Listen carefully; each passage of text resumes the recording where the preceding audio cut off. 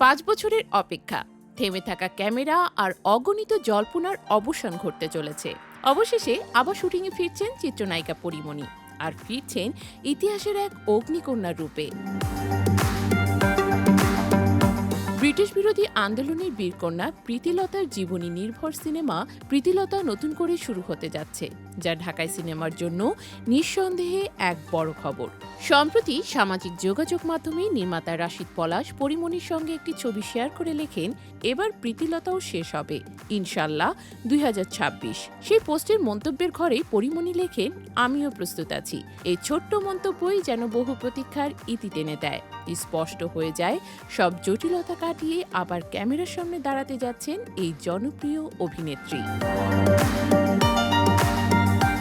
2020 সালের শেষ দিকে বড় পরিসরে শুরু হয়েছিল প্রীতিলতা সিনেমা শুটিং। তখন ঢাকার বিভিন্ন লোকেশনে প্রায় 30% কাজ সম্পন্ন হয়। কিন্তু পরীমণির মাতৃত্বকালীন বিরতি এবং আরও কিছু ব্যক্তিগত ও প্রযোজনাগত কারণে থমকে যায় সিনেমাটির কাজ। দীর্ঘ সময় ধরে অনিশ্চয়তায় থাকা এই প্রজেক্টটি নিয়ে দর্শকদের আগ্রহ কখনোই কমেনি, বরং সময়ের সঙ্গে সঙ্গে কৌতূহল বেড়েছে। পরিচালক রাশিদ পলাশ বলেন, সবকিছু ঠিক থাকলে রোজার ঈদের পর আগামী এপ্রিল মাসে আবার শুটিংয়ে নামবেন তারা।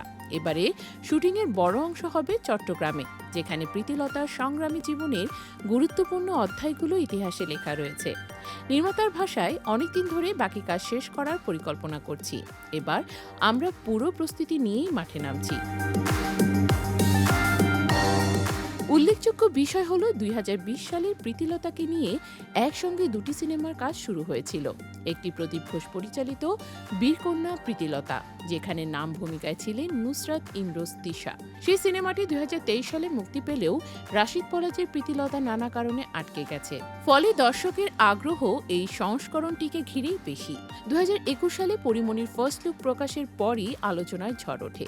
প্রীতিলতার বেশে তার দৃঢ় চোখ, সাহসী অবয়ব আর বিপ্লবী লুক দর্শকদের মধ্যে আলাদা উত্তেজনা তৈরি করেছিল। অনেকে তখনই বলেছিলেন এই চরিত্রটি পরীমণির ক্যারিয়ারের অন্যতম গুরুত্বপূর্ণ কাজ হতে পারে।